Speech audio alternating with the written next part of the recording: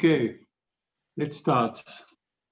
Good afternoon, everyone, and welcome to this new briefing organized by Europe-Israel Press Association, EIPA. Thanks for taking your time to join us. My name is Yossi Lemkovich. I'm Senior Media Advisor of Europe-Israel Press Association. I'm based in Brussels.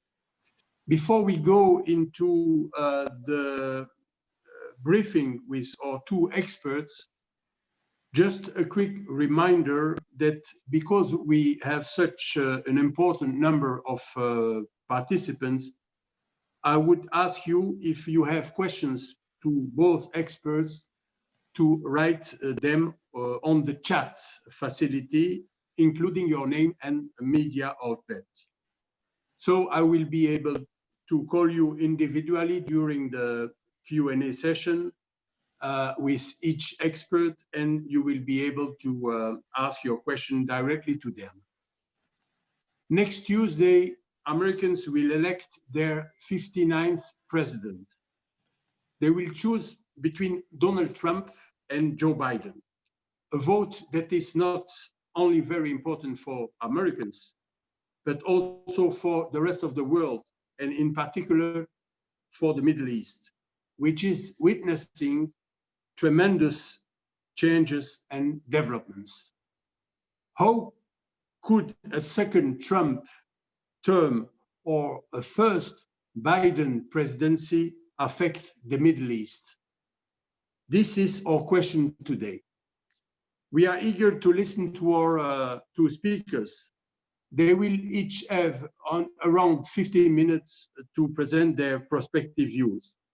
I'm sure that besides issues related directly to the Middle East, such as Iran, Syria, Iraq, Lebanon, the Israeli-Palestinian conflict, the Israeli-Arab normalization process with the Gulf nations, other topics will be discussed, including Turkey, the EU-US relationship, and the EU-Israeli ties, but also the fight against Islamic terrorism, like we saw again this morning in Nice.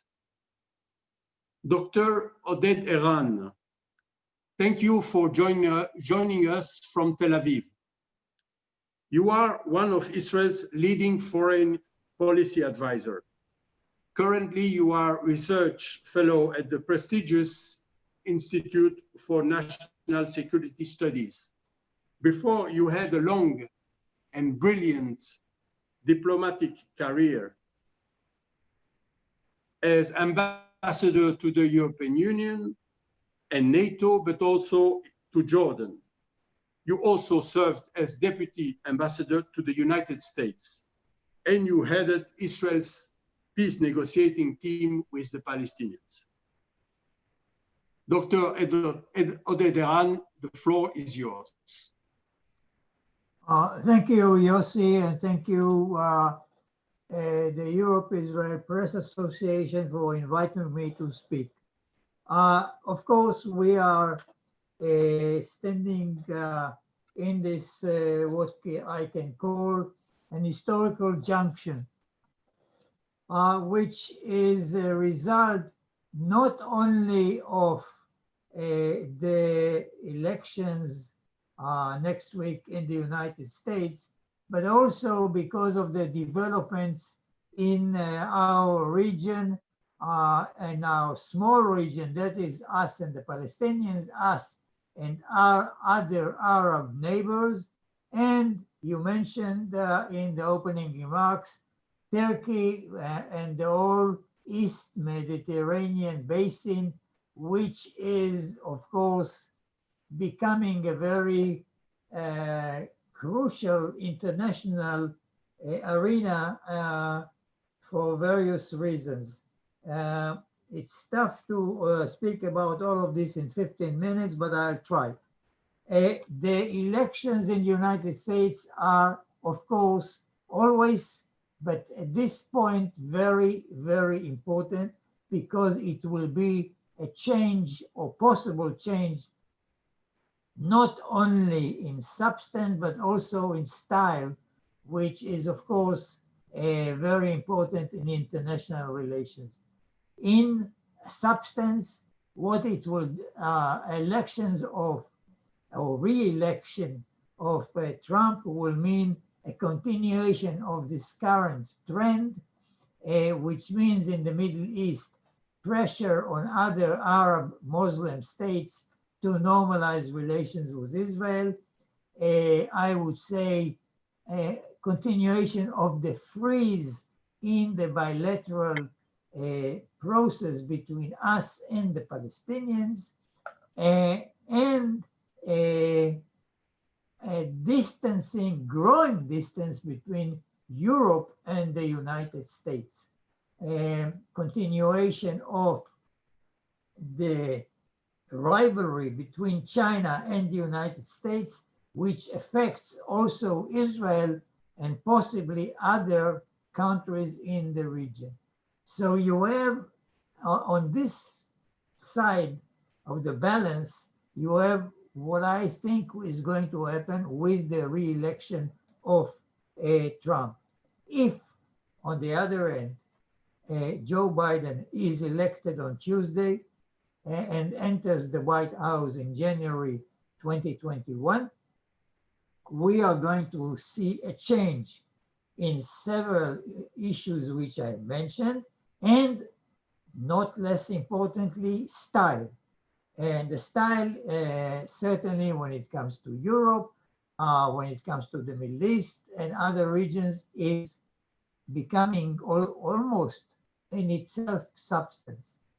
Now, on the Israeli-Palestinian level, if Biden is elected, the Trump deal is dead. And what it means that there is a possibility of better relations between the administration and the Palestinians, reopening of their dialogue with certain decisions, for example, on renewal of U.S. payments to UNRWA, possible reopening of the office of the PLO in Washington, and a discussion, a dialogue between Israel and the United States. Okay, the Trump deal is not on the table, but what is on the other end, the Biden administration policies on the Middle East, on the Israeli-Palestinian conflict. And this is certainly a very important and significant change from the current situation. Question for Europe: how does such a change in Washington influence the policies of the EU, first of all, bilaterally with the US, and what happens to the European position on the Israeli-Palestinian conflict, if there is or if there isn't a change? If there is no change in the US administration, it means Europe will continue to be marginalized by the conflict with of opinions and ideas, an approach to the Israeli-Palestinian conflict between itself and the Washington, the Trump second term. And it means that Jerusalem will continue to look only to Washington. If, on the other end, there is a Biden administration, there is a possibility, a realistic possibility of reopening the dialogue between Washington and Brussels over this issue. And then the question for the European Union is how to manage the relations with Israel. Right now, there is a change in atmosphere, certainly, since Ashkenazi came into the Ministry of Foreign Affairs, a noticeable atmospheric change, positive one. Ashkenazi participated in the Gimnish meeting last month, and there is a sort of a dialogue. Yet, if the litmus test is the meeting of the Association Council, this is not yet on the table. Europe, mostly France, is still insisting on some sort of a statement by Israel that the annexation is out. And I don't see such a statement coming from Jerusalem. Jerusalem is quite happy with the situation. There's no discussion in the Israeli public opinion, behind the scenes, in the political echelon.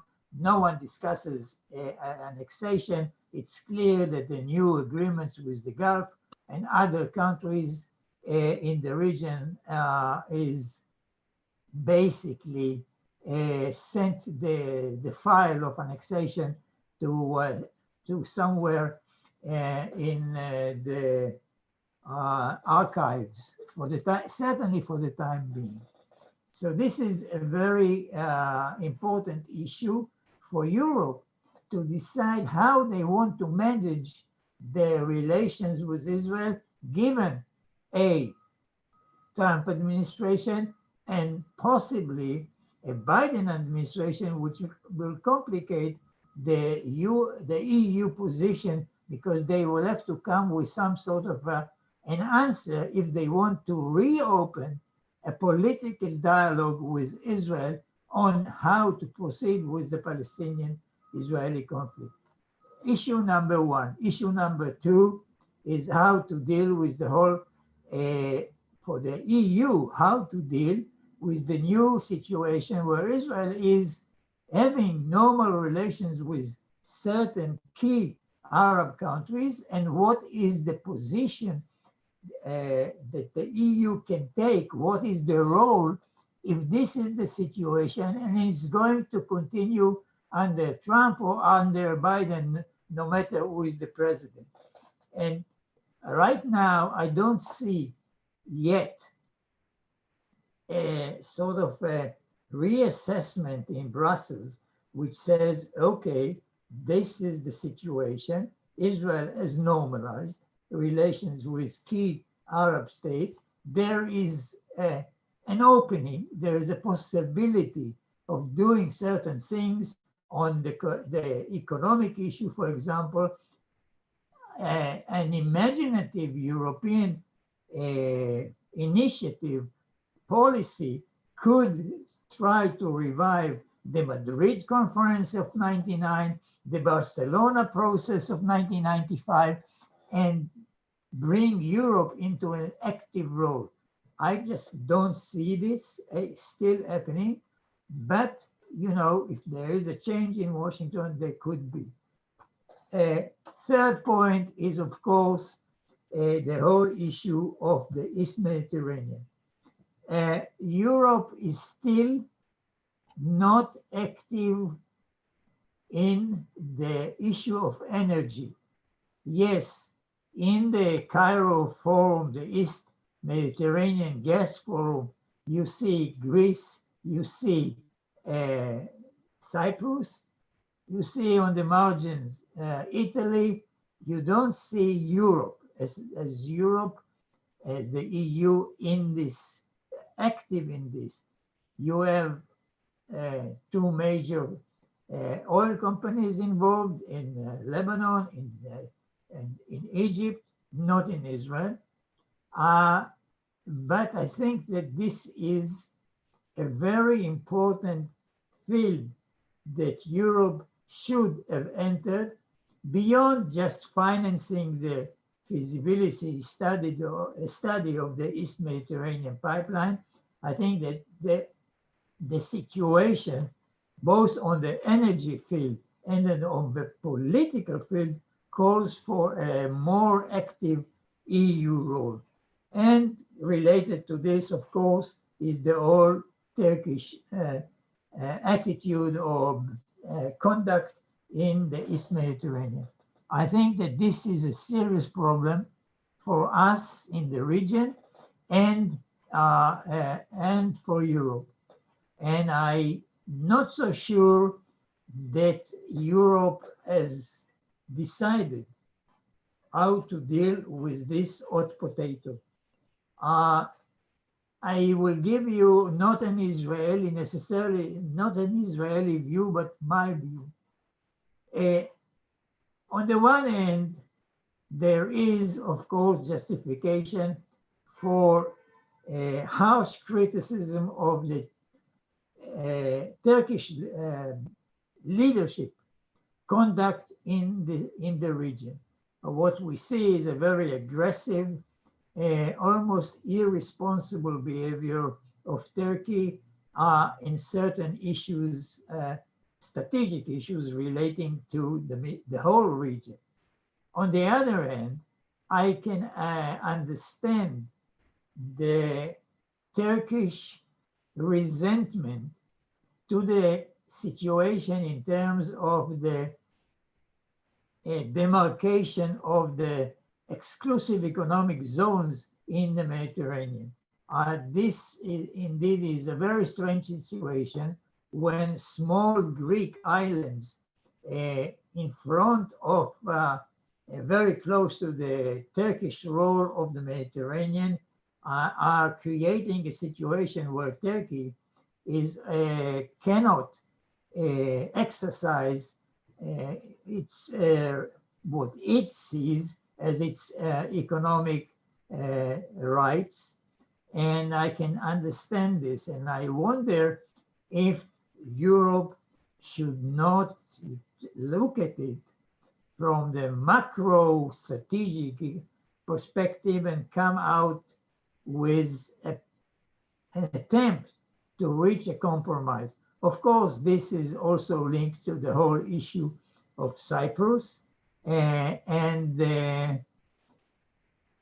Once again, I would have expected Europe, also NATO, where the Europeans are the majority, to be involved in an attempt to reach a resolution of these issues.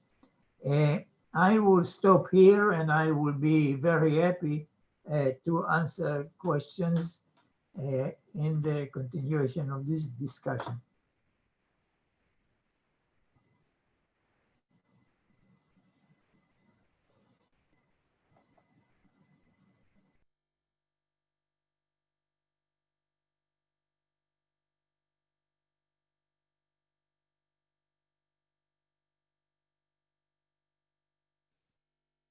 Yossi?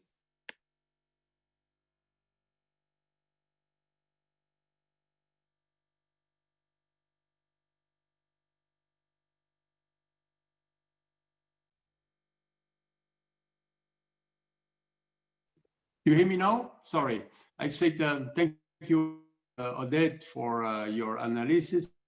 We'll now turn to the questions. And if you have any question, maybe raise your hand. I didn't see any question in the chat. So please make sure you want to ask question to others.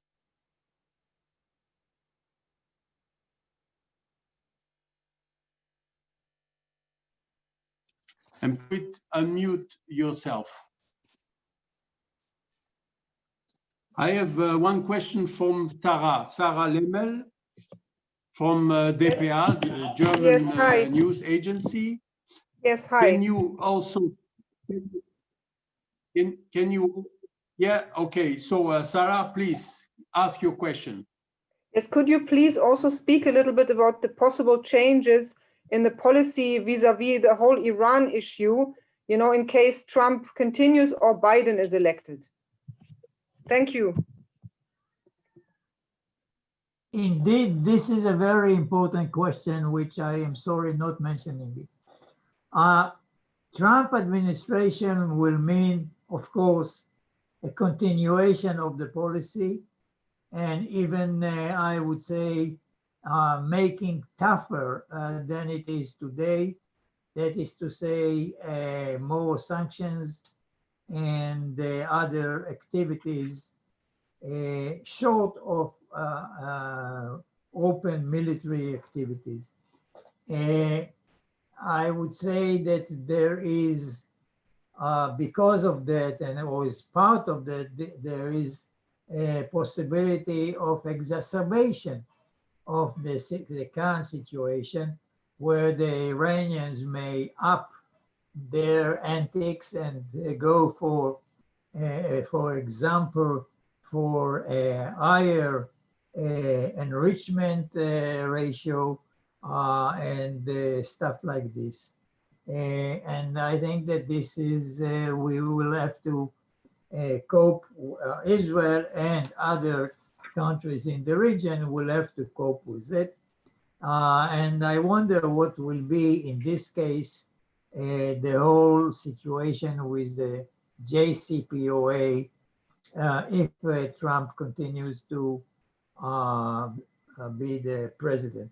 On the other hand, I think that the Democrats in the United States came up with a policy strategy towards this issue. And I think that it's quite possible that some sort of a dialogue, direct or indirect, between Washington and Tehran could be developed with countries as other third countries as mediators, possibly Oman, as in the past, and others, in an attempt to reach some understanding that will return the United States to the JCPOA and return Iran to fulfilling its obligations under the JCPOA. There's, I think, it's not limited only to the nuclear file, because countries in the region and others in the United States, other elements in the United States will call for dealing not only with what the JCPOA speaks about, but also, for example, on the ballistic issues, which is not mentioned at all in the JCPOA, and the Iranian conduct in the region. In this case, I want to draw your attention to the fact that several states have recently added Hezbollah to the blacklist, to the terror list, the European terror list, and it shows that even in Europe, there is an understanding that there is a growing understanding that JCPOA was not giving a full answer to all the problems that are connected with Iran and the region. So I think a continuation under Trump of the current situation and a possibility of a change, and a very major one, under Biden, assuming also that Iran is willing to play, that is, Iran is willing to enter in such a dialogue and making certain concessions, because without them, there is no chance that even under Biden, there will be a change in the current situation. Thank you, Oded. Next question is from Luca Steinman from Limes Italian Magazine. Please ask your question. Luca, unmute yourself. Yes, good afternoon, everyone. My question is basically about the development between the relationships, if there are any, between Syria and Israel after what happened in the past few months. Recently, Assad has been answering to an interview to the Russian TV, stating that it is very important for Syria to lift the sanctions, the new Caesar sanction package against it. And this was taught also in relation to the relationship with Israel. So I wanted to ask you if you can comment this and if you can say something on that. Thank you. I doubt very much that you will see any significant change in the current situation. I think that Assad is not going to get rid of the Iranian military presence in Syria. And as long as this doesn't happen, I don't see any significant change in the attitude of Israel on this issue. And we have to remember that whatever the music coming from Damascus, when and if something meaningful starts in terms of connection, direct or indirect, the Syrians obviously will raise the territorial issue, and I don't see any Israeli government which is willing to discuss this, and so there's really no chance. However, it's an interesting question, because if there is a dialogue between Washington and Tehran sometimes in the future under, of course, Biden presidency, the question is whether the Syrians may say, well, we may try to convince the Iranians to reduce the military presence, reduce its aggressive policies elsewhere, and there could be some sort of ad hoc arrangements, ad hoc agreements. It's also interesting to see what happens in terms of Israel-Lebanese relations, because today, almost as we speak, the Israelis and the Lebanese are meeting in Nakura over the gas issue, the demarcation of the economic exclusive zones. And obviously this has been done by an agreement of Hezbollah, otherwise no Lebanese government would agree to, could agree to negotiations. And obviously the Hezbollah didn't, even if they didn't say yes, they certainly didn't say no. And so it's interesting if one can sort of broaden not to a peace agreement, but to certain arrangements, economic arrangements related to the gas itself and possibly to other stuff.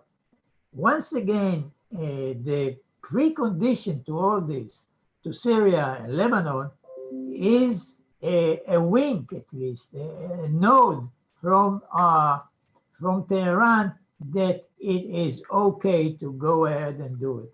So I would say that, again, Trump in the White House, this doesn't happen.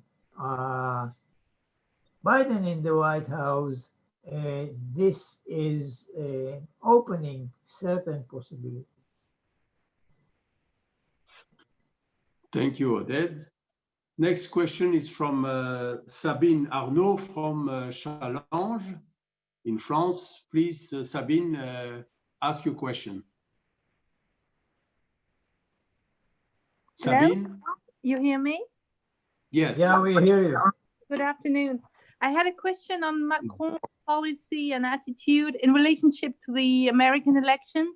I wanted you to elaborate on his recent speeches and policy choices, on Lebanon, on the vis-a-vis Turkey, and on the Muslim world? Thank you very much. These are three very heavy questions. I know. Which will take 3 hours to answer. I would say the following.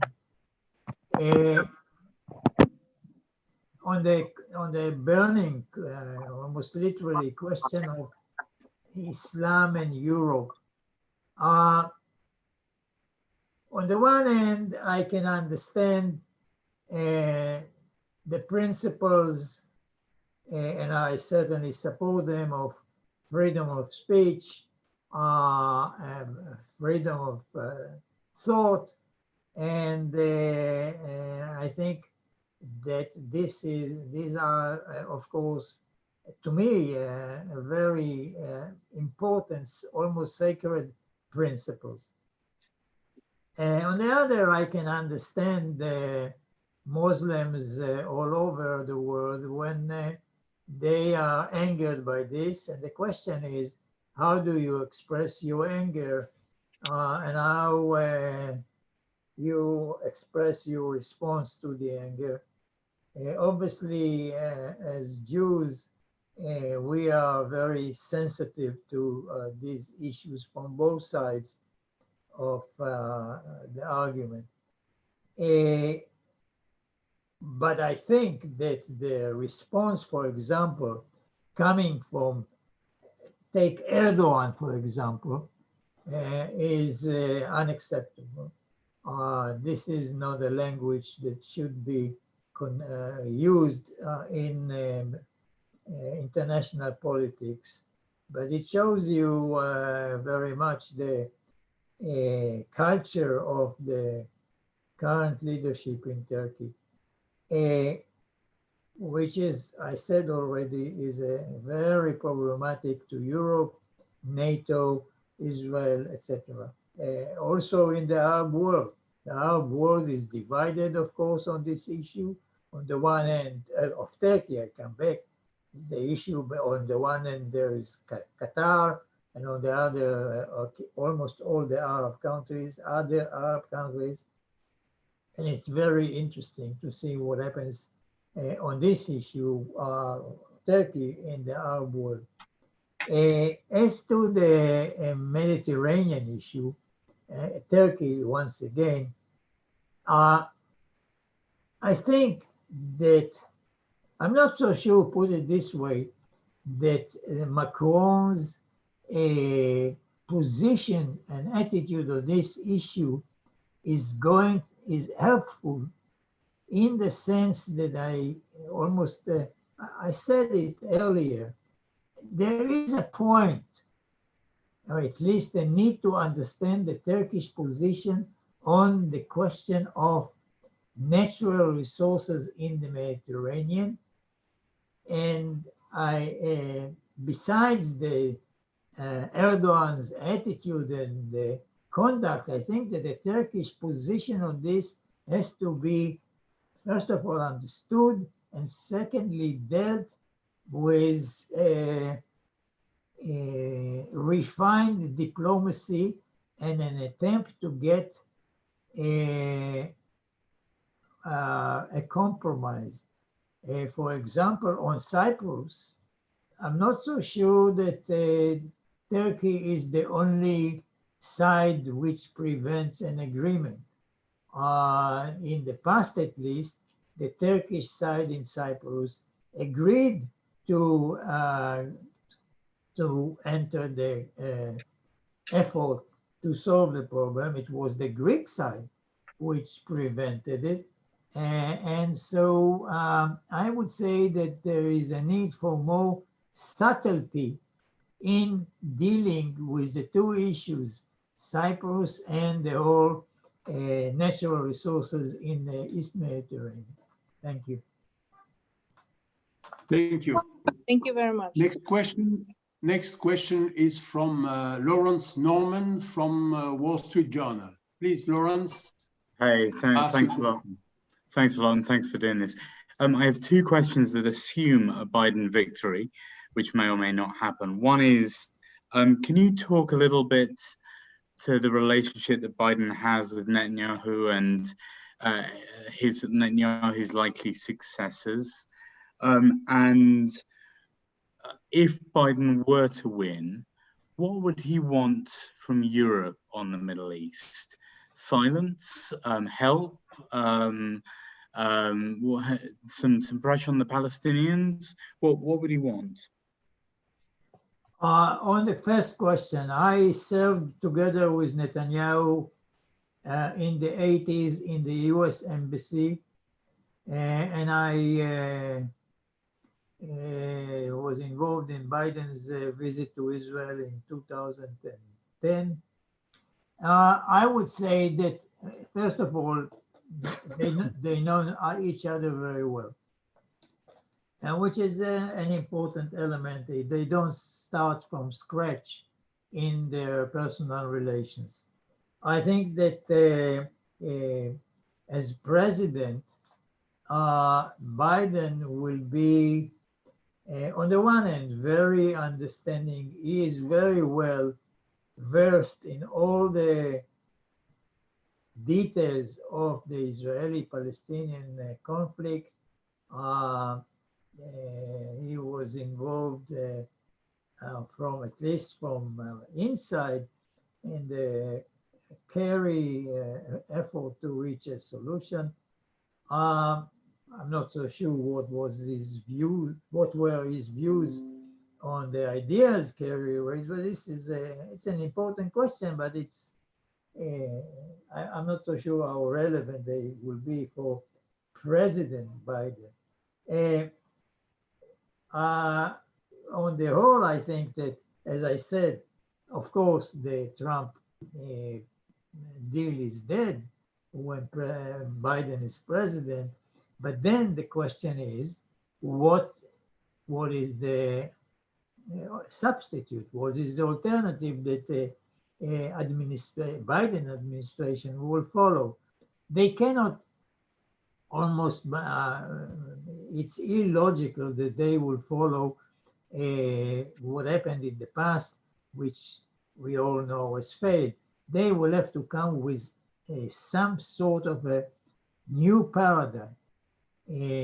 Call it partial, call it incremental, towards the desired goal of 2 states, but they will have to come with a different approach to how to get there. On that, if they they choose this sort of approach, they will have to get an international consensus. That is to say, revive the quartet, meaning Europe, meaning Russia, meaning the UN, to get support for this change of attitude towards the solution, which I personally recommend very much, because as a participant in the previous at least one attempt, I can say that it doesn't work without blaming anyone, not the Israelis and not the Palestinians. Obviously, it doesn't work, and there is a need to somehow adopt a different approach to the solution. If I can briefly come back, do you think that they can get, do you think in that scenario they would get the support of the international community? I think that it's quite possible because for several reasons. One is that the Europeans cannot remain oblivious to what happens in the region. When you have certain Arab states which are saying openly, we are tired of the Palestinian file. We understand, we support, but we cannot go on, certainly under the current economic, political upheavals in the region. Don't forget the 10 years of almost 10 years of the Arab Spring, the recent year of Corona. This is leaving a very deep impact on the Middle East. economically, politically. And so Europe has to, I'm sure Europe realizes it. And so if there is a new administration and the new administration says to Europe, let's open a dialogue on certain issues, and not only this one, on China, how we deal with China, on Russia, how we deal with Russia, and the Middle East, and suggests, and Washington suggests something on the line that I mentioned before, some sort of a different paradigm, I believe that Europe will certainly consider it positive. Thanks, that seems right. Yeah. Okay. Thank you. We have another question, last question from Andy Colandrea from Corriere del Ticino. Andy, sorry. Do you hear me?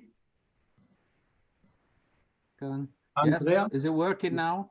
Yes. Yeah. Please. Okay, so my question is, we are talking about the changement in the United States in case Joe Biden would be elected.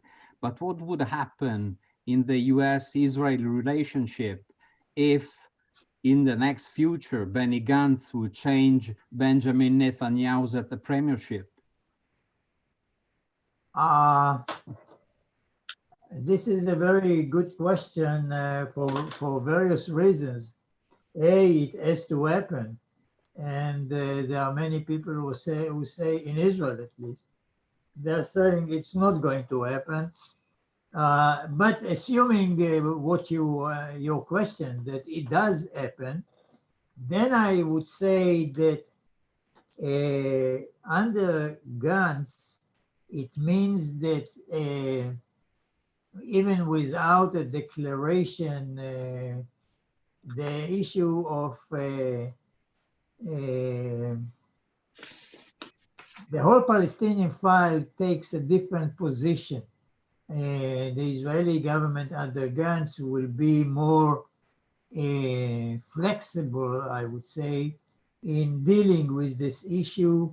And it is very important. I'm not saying that they will take drastic measures, but there could be a situation that an understanding with the administration on the lines that I proposed just a few minutes ago. That is to say that even if we don't solve Jerusalem, we don't solve borders, final borders, we could develop a better situation, certainly on the economic relations, improve the economic situation, the water situation, electricity situation, and also reach an understanding on how to increase the strength of the Palestinian Authority, for example, in Area C. You know, the West Bank is divided, Area B, Area A, B, and C. It means Area C of the West Bank, Israel has 60%, which is 60% of the West Bank. Israel has full authority, military and civilian. We could give the Palestinians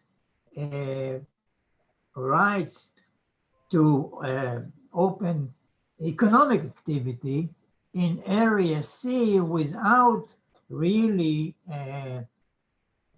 having any impact on our security situation, etc. And so under Gantz, there could be a better understanding with the US and the international community, and hopefully also with the Palestinian Authority, that although we are not trying to solve the whole conflict and all its aspects, we are making progress towards the solution. Thank you. Thank you, Odette. We have also with us today Charles THÉPAUT. Charles, thank you for joining us from Washington. You have also a diplomatic experience as a French diplomat, career diplomat, who worked in Algeria, Syria, Iraq, Belgium, and Germany. You are currently a visiting fellow at the Washington Institute for Near East Policy, and last March you published a book in French titled Arab World in Pieces, From the Arab Spring to the American Pullback.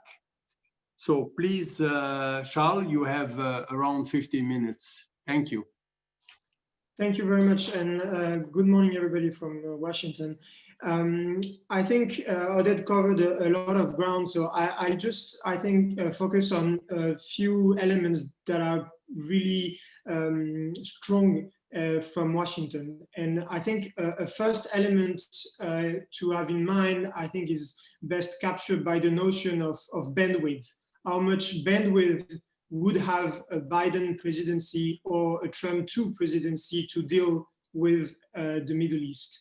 And what is striking in Washington, and it's been going on for months and maybe some years now, is the kind of soul searching that is very visible within the expert community and the foreign policy community in the US, with this notion that the US has overstretched in the Middle East, and also that the US interests in the Middle East have changed and are less important than before.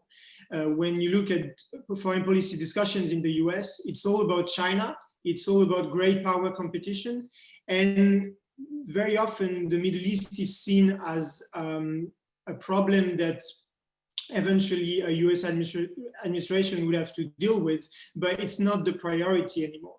So I think if we look at the very big picture, this election is really about how the next US administration is going to close the chapter of the war on terror that has driven the US foreign policy in the Middle East since 9/11. And there, I think, obviously, the style of Trump and the style of Biden are going to be completely different, but ultimately the strategic goal is sort of the same, which is pulling back military assets from the Middle East to be able to invest them in other theaters, and mostly in the context of growing tension or competition with China. And this is very important to start with this, because any discussion about the Middle East, any fight or crisis in the Middle East will be filtered by this bigger picture and this notion of great competition with China.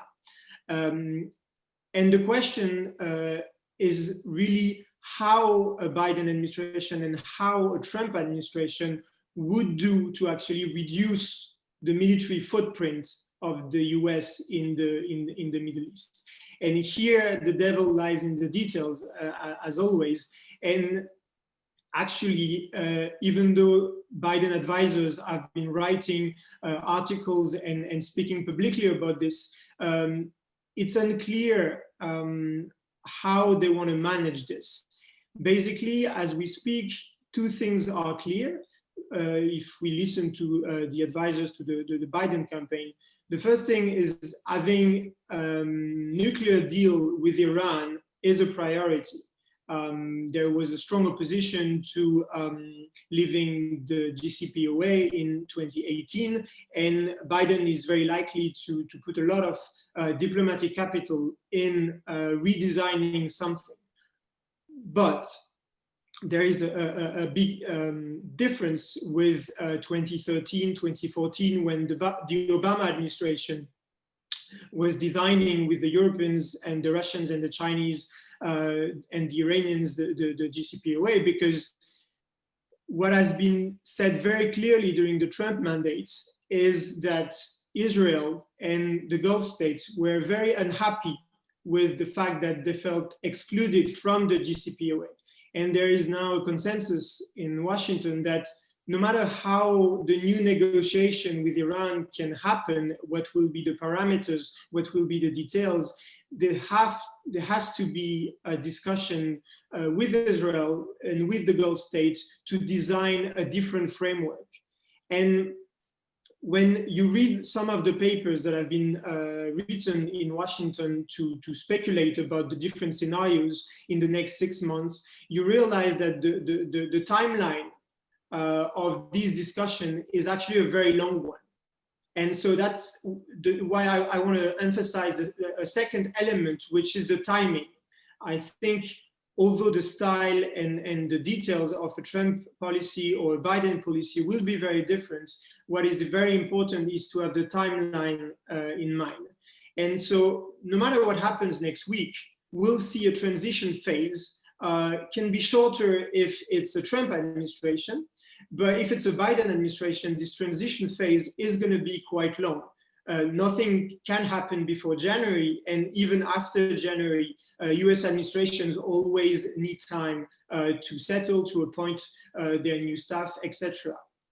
In the meantime, in 2021, you have a presidential election in Iran. So that gives a window of opportunity that is actually quite short in the event of a Biden administration.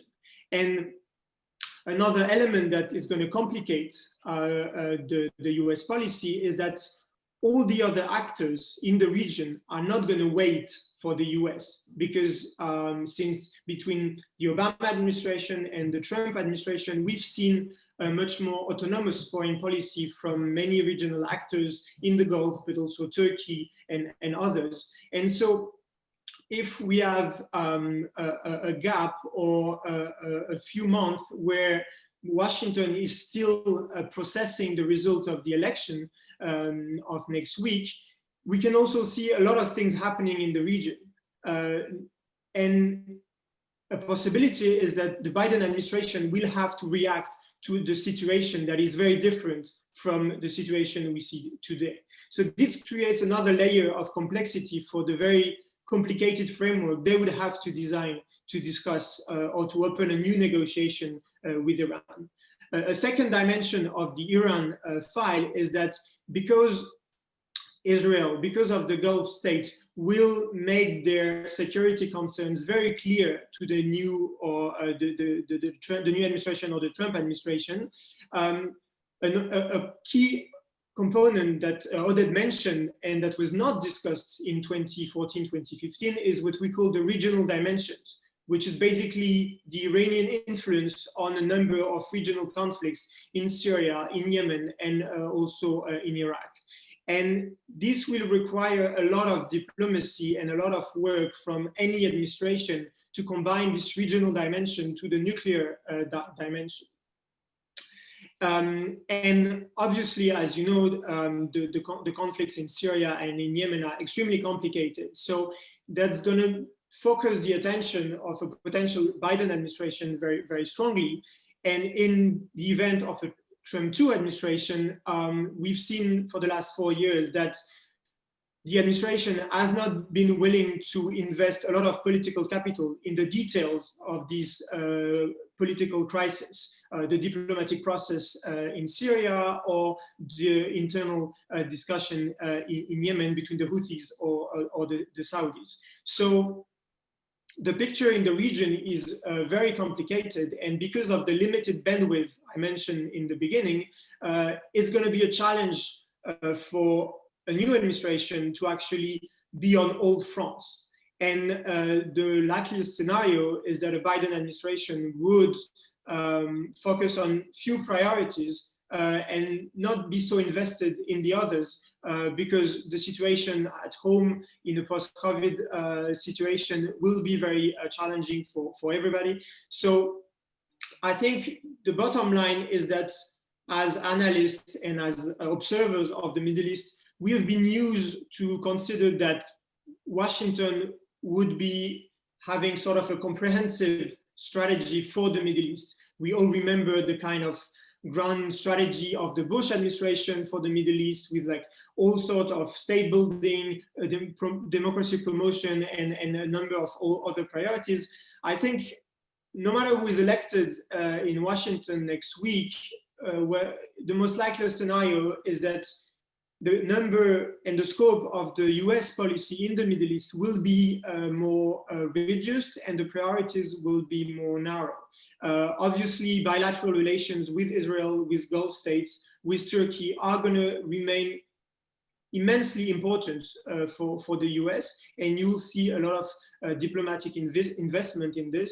But because, especially for Turkey, the bilateral relation is already very challenging, and the issue of the S-400 that Turkey bought to Russia, these issues are going to keep making things very complicated, and the diplomatic strategy of President Erdogan is not making anything easier for the US. You'll have a number of challenges that the Biden administration would have to face up front, and that will reduce the room for maneuver. And I will finish on a word on Europe, what all this means for Europe. I published a paper this week trying to look at the history of the European-American cooperation in the Middle East.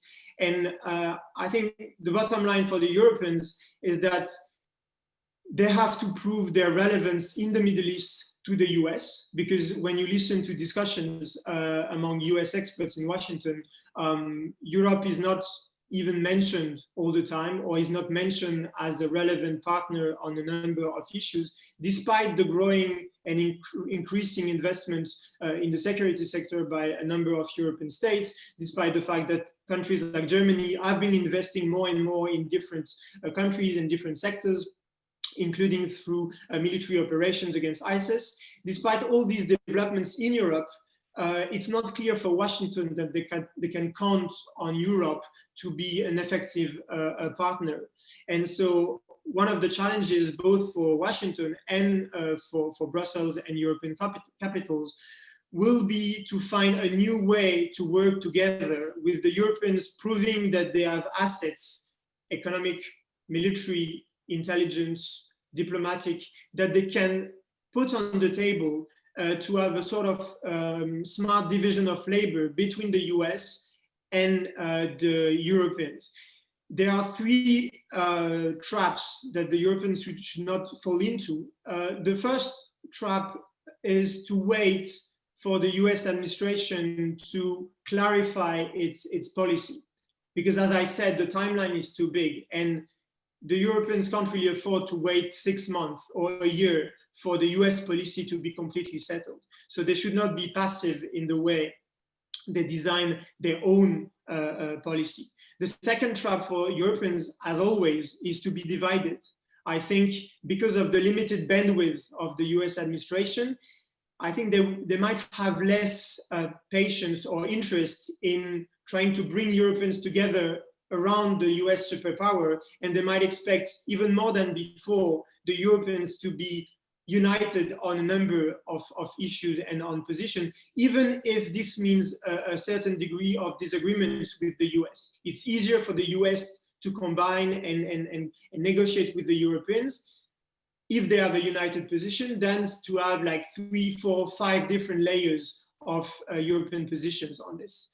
And the last thing for Europeans is, as long as they appear weak in front of regional players, be it Turkey, be it Iran or other players, the relevance of the Europeans for Washington will be reduced. So the investment we've seen in Europe to work on military issues, to have military cooperation, to have European military missions like the Operation Irini on Libya, or the operation led by France, but with Denmark and the Netherlands in the Strait of Hormuz. This kind of military buildup is very important. And the joint operations with the US against the Islamic States in Iraq, for instance, and in other places will be also very, very important. Thank you, Charles. I think you have answered already several potential questions. And if anyone has a question, I would like to mention that we have also with us today Philippe DIENSTBIER, who is a policy advisor for transatlantic relations at the Konrad Adenauer Foundation in Berlin. PHILIPP will now sum up the two briefings and make himself some remarks about the topic. So please, PHILIPP, the floor is yours. Unmute yourself. Thank you very much. I hope everybody can hear me well. Yes. Perfect. Well, thank you very much, first of all, to the Europe-Israel Press Association for inviting me, and thank you also for the two colleagues for the very interesting remarks on the issues that we discussed. I think we covered a broad range of different topics that would take up probably too much time to summarize in depth. So I just want to pick out a couple of items that have struck me as important, and would try to add some comments or remarks of my own to these different issues. As I've been introduced, of course, I'm not an expert on MENA politics per se, although I've spent some time in the region for the Konrad Adenauer Foundation. However, I would try to sort of take the view a little bit more towards the scenarios in Washington, D.C. and what the elections next week could mean, and try to share some insights on these issues. So we have, and I think I would like to emphasize this again. We've heard from Charles that the big overarching bracket, so to say, or the big overarching strategic discussion that we have to take into account, and that holds very profound implications for the region itself as well, is that strategic shift in the US from a focus on Europe and the Middle East, North Africa region during the past decades towards the Indo-Pacific region. And I think that strategic shift and that attempt, at least, of winding down its engagement in the Middle East and North Africa region, as well as in Europe, holds profound implications. I think that I would like to underline again. Charles has mentioned them and spoke on them in quite detail. But I think really this overarching theme is something that we have to hold in the back of our minds, and that informs sort of the developments that we will see also, no matter how the elections will turn out next week in Washington, D.C. over the next 4 years in the region. And what has been raised in a couple of questions, but also been mentioned by the two speakers before, is, of course, where does this leave Europe, or what's the expectation from the US towards Europe? What's the possible role that Europe can assume in that? And speaking from Berlin and with view to German foreign policy and also European foreign policy, I think it is safe to say that there is a willingness, and we've seen this in certain instances that have been mentioned as well, missions in the Eastern Mediterranean or the Strait of Hormuz, also various diplomatic engagement, participation in NATO missions such as the training mission in Iraq, that there is this willingness coming from Germany, or looking towards the German side of that. Of course, we've seen that Germany also has stepped up its role in negotiating or providing sort of a platform for negotiations with regards to the conflict in Libya. So we see that Europe, there is a rising awareness in Europe to take up that engagement. However, and I believe that was one of the pitfalls that have been mentioned also before, that Europe should not step into.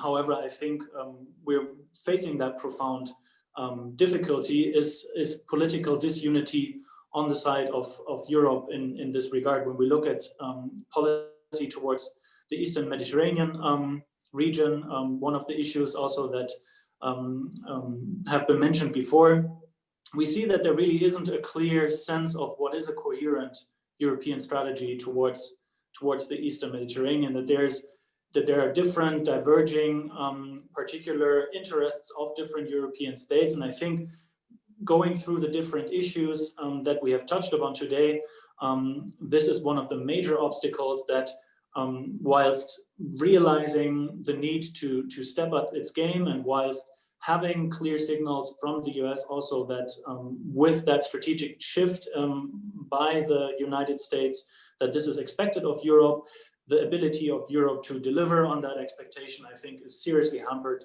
by these political differences and diverging interests.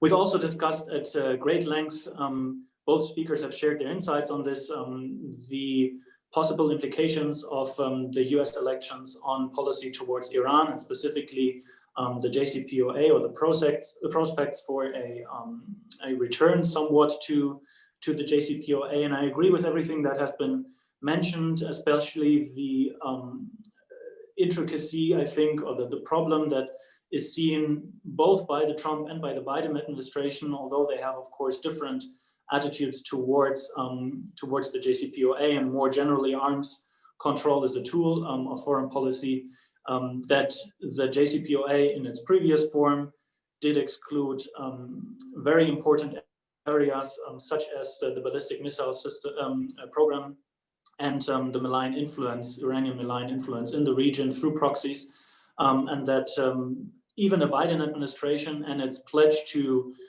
use a restart of the JCPOA as their starting point for more comprehensive talks will focus on these issues as well.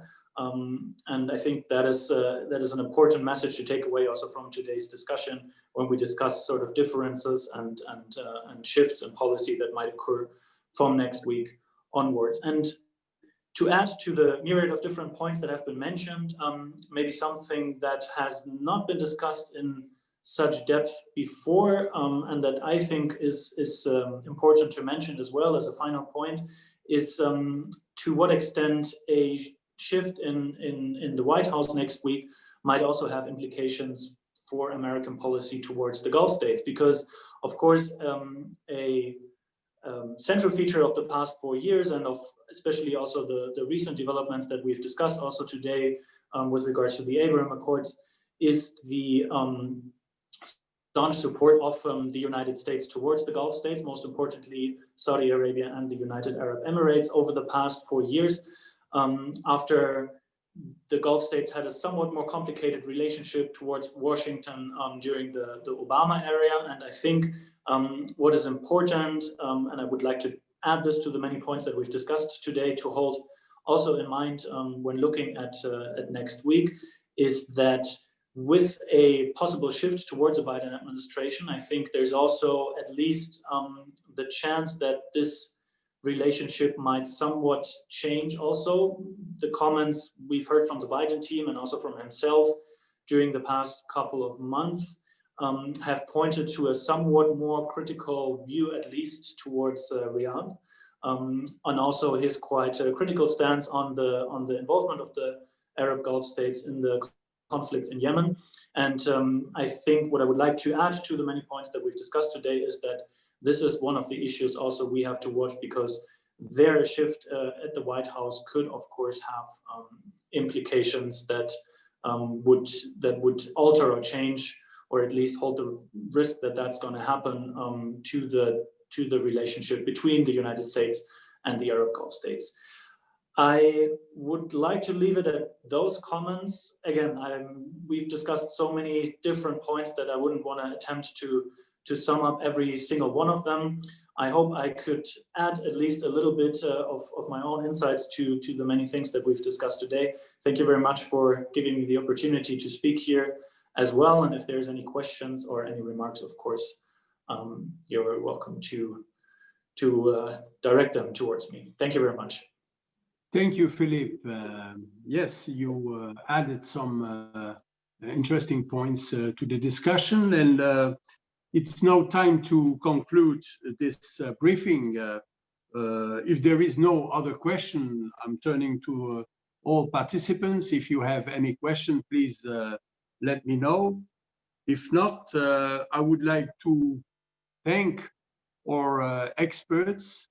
I would like to thank Oded, Charles, and PHILIPP for their taking their time to this very in-depth discussion on what's going to happen next week. We don't know, but and what's going to happen after the election.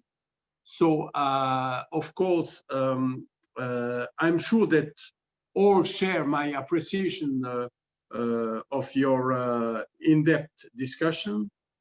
Thank you for being with us today. Before concluding, let me thank all of you for your participation, and I hope to see you on one of our next press briefing. In the meantime, if you have any question regarding this topic or other topics related to Israel or the Middle East, let me ask you, don't hesitate to contact my colleagues from the EPA team, whether David Kalfa in Paris, Oliver Bradley in Berlin and Rome, and Nir and Tal in Israel, or myself. So keep safe, and thank you again, and goodbye. Thank you, everyone. Have a good day. Thank you. Okay. Thank you. Bye-bye. Bye. Bye-bye.